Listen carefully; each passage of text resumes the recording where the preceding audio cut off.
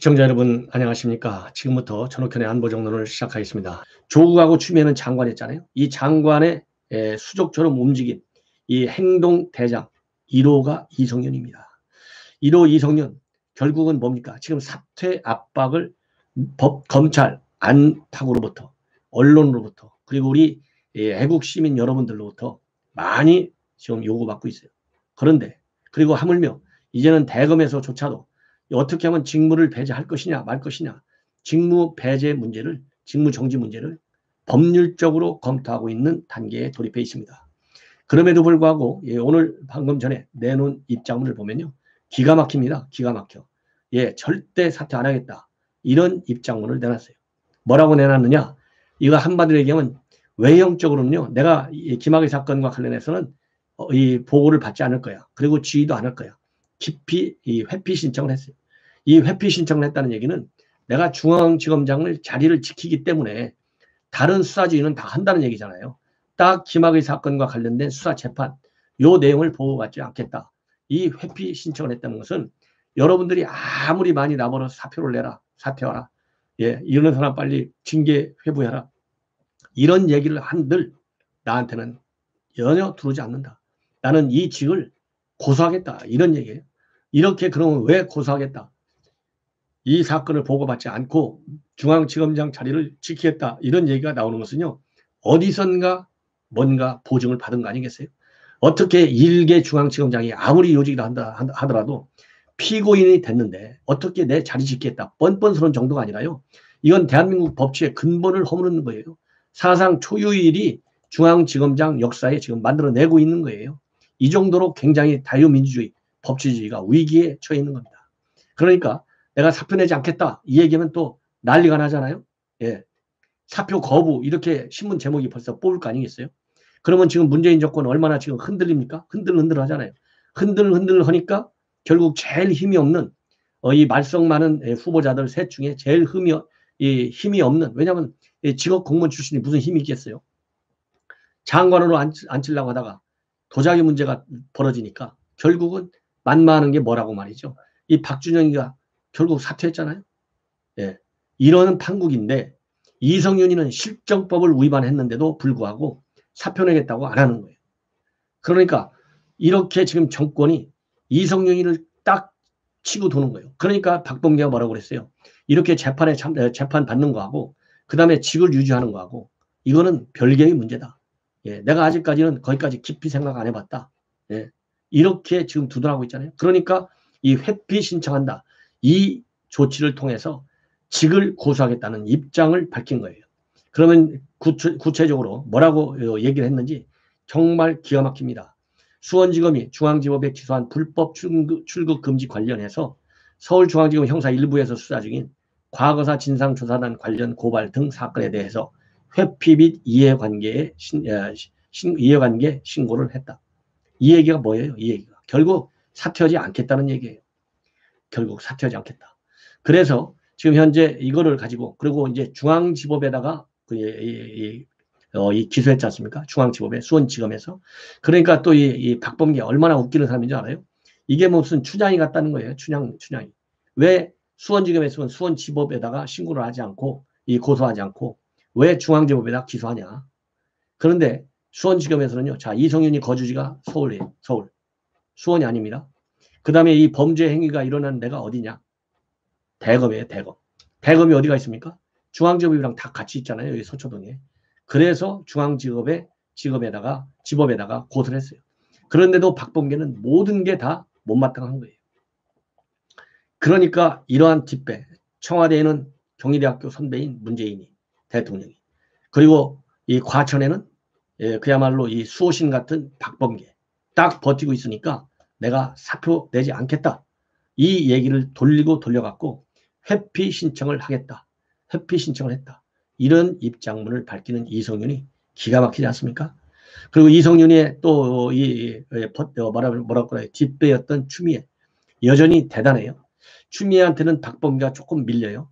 이 박범계가 이 합수단 남부지검에 있는 증권 금융 이 합수단을 다시 살리겠다. 이런 보도가 나왔어요. 그러니까 하루 만에 추미애가 치고 나갔어요. 내가 그 개혁한 이유를 왜 모르느냐? 오해하지 말아라. 죄수들 말 듣고 수사하는 내가, 그래서 인권 침해하고 억지로 죄인 만드는 내가 합수단이다. 그래서 내가 합수단을 없앴는데 왜 오해하냐? 예. 마치 정권 비리, 즉 문정권의 비리를 비유하기 위해서 이 합수단을 폐지시킨 것처럼 왜 오늘날까지도 야당과 언론은 내 말을 믿지 않고 비판하냐 이 말이에요. 비판하냐. 합수단이 부패 범죄의 온상이 됐다. 예, 그래서 내가 폐지한다고 하지 않았느냐. 이렇게 지금 반박을 하고 나왔습니다. 박 장관이 뭐라고 얘기했냐면요.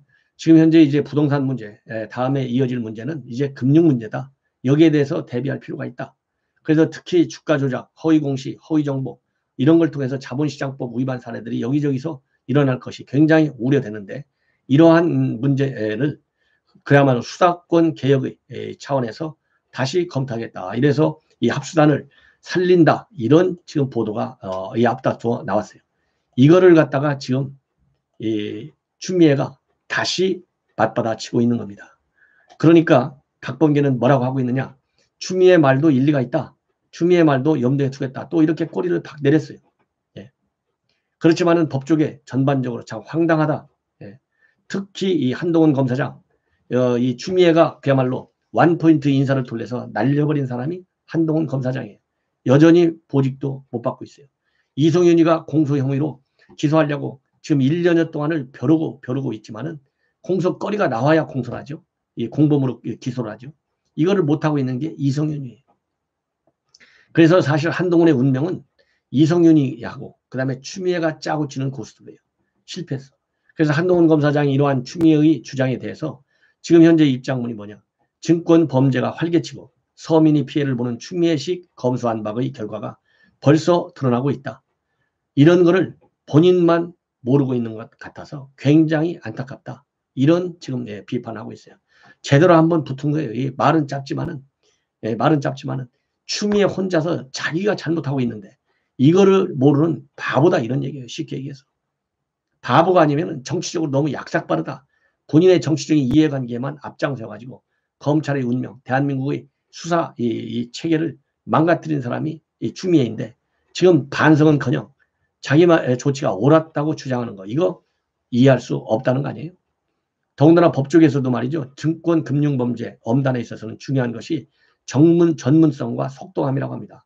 그렇잖아요. 왜냐하면 이 금융 증권 관련 범죄인들은 굉장히 지능지수가 높은 그런 범죄 행각을 통해서 범죄를 일으킨다는 거예요.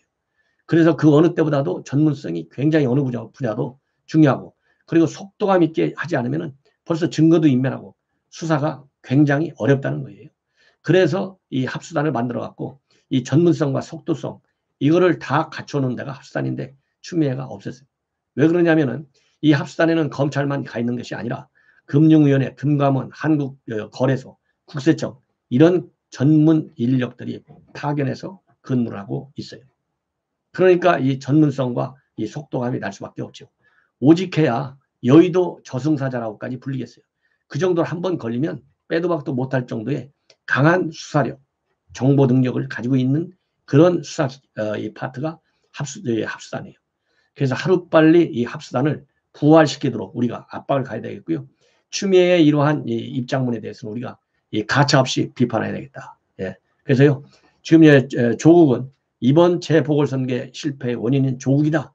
이것이 그야말로 일치된 거의 견해 아니겠습니까? 그러니까 살짝 꼬리를 조금 내리는 모양새를 갖추고 있는데 추미애는 여전히 굉장히 뻔뻔스럽다. 이거를 견제하기 위해서는 우리가 날카로운 비판을 계속해야 된다. 이렇게 생각을 합니다. 자, 이번에는요. 이러한 어지러운 환경, 여당 입장에서 지금 송영길 대표가 다시 나왔는데요. 송영길은 이해찬하고 반대다. 이렇게 생각하시면 쉬울 것 같아요. 특히 이낙연과 정반대다. 이렇게 이해하시면 앞으로 송영길 대표가 이끄는 민주당의 방향 우리가 이해하기가 굉장히 빠르고 그리고 쉽습니다. 그러다 보니까 이런 와중에 그래서 지금 장관 한 명이라도 낙마된 거 아니에요?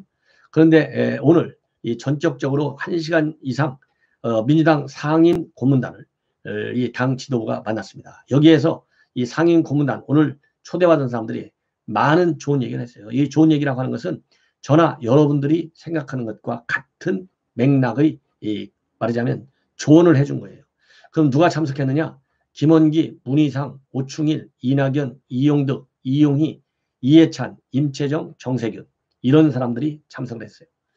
자, 그런데 오늘 이 참석한 거, 이 박준영 후보자가 자진사퇴하기 직전에 이런 이 간담회를 가진 거예요.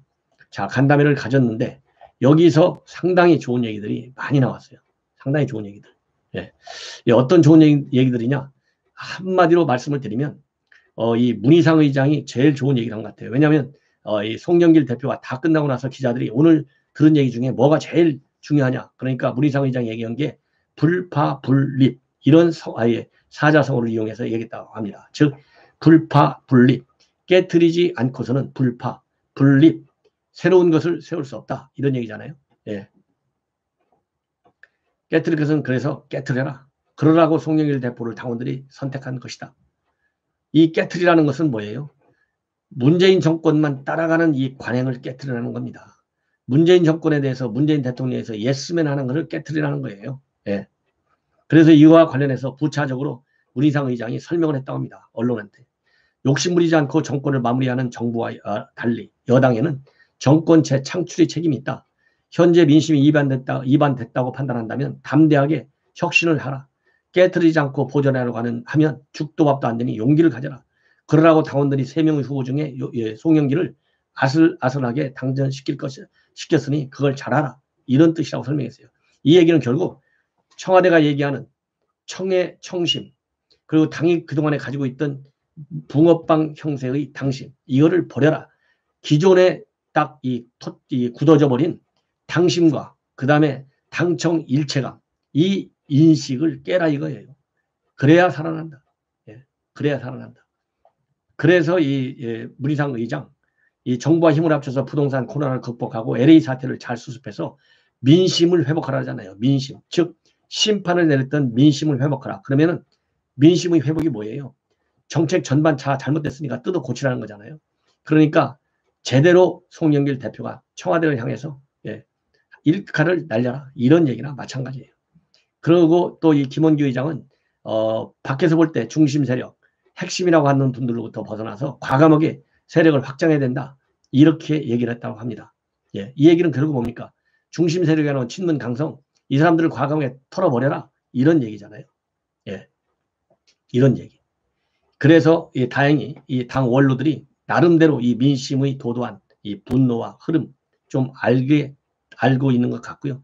그런 얘기를 여과 없이 송영길 대표한테 했는데 송영길 대표는 내일 14일 날 문재인 대통령하고 청와대에서 간담회를 갖습니다. 이럴 때 당 원로들의 이러한 이 건의 조언을 문재인 대통령한테 한치 빼놓지 말고 그대로 전해주기를 바랍니다. 그런데 이해찬 대표는요 또 달라요. 조금. 변화의 역사에서 정당의 역할이 아주 크다. 재집권해야 하던 역사를 재집권해야 하던 역사를 다 끌고 나갈 수 있다. 대선 후보 경선 관리를 잘하라. 이렇게 당부를 했다고 합니다. 자, 이러는 가운데서 말이죠. 또 유인태 의원. 여러분들 뭐 유인태 전 정무수석, 국회 사무총장까지 했죠. 문희상 국회의장 때 상당히 좋은 얘기를 했어요. 상당히 좋은 얘기를. 오늘 이 언론을 통해서 뭐라고 했냐면 1차적으로 우선 이재명에 대해서는 한마디 제대로 일격을 가했다. 이렇게 보시면 됩니다. 왜냐하면 지금 당헌 당규 고치는 문제에 관해서 이재명은 원칙적으로 하자. 그래서 강력히 반대하고 있고요. 어제 전국적 조직이 1만 5천 명의 발기인을 중심으로 해서 민주평화광장 그리고 성공포럼 이런 이 대대적인 이 캠프 조직들이 하나씩 둘씩 지금 현재 나타나고 있어요. 이런 데서도 절대 경선룰 바꾸면 안 된다 이렇게 했잖아요. 근데 유인태 전 의원의 경우에는 그럴 거 뭐가 있느냐. 이재명 지사가 받아들이는 것이 훨씬 지지율을 올리는데 도움이 된다. 예. 꼭 친문이 이 지사를 배제하고 자기들에게 유리하게 하려고 한다는 시각만으로 볼 게 아니다. 이미 4.7 재보선 그리고 코로나 때문에 대선 일정이 좀 지체되지 않았느냐. 그래서 9월에서 11월로 2달 정도 연기하자는 건데 대통령 후보가 2달 만에 그렇게 만들어진 게 아니다. 쉽지 않다. 예. 차라리 그거 당에서 알아서 해. 이런 식으로 대범하게 나가면 지지율이 많이 올라갈 거고 이럴 때는 대범하게 나가야 우리 국민들이 다시 본다. 대범한 자세를 보이면 아마 누구도 넘보기 어려운 성을 쌓을지도 모른다. 이렇게 지금 이재명 지사에게 그야말로 이 큰 숲을 봐라. 이런 지금 조언이면 조언이고요. 이 비판이면 비판이라고 봅니다. 제가 보기에는요. 유인태 의원의 성격으로 볼 때 점잖게 비판했다. 저는 그렇게 봅니다. 그러면서 또 상당히 충격적인 얘기인데요. 지금 이 야당의 당대표 선거 이제 임박하고 있는데요.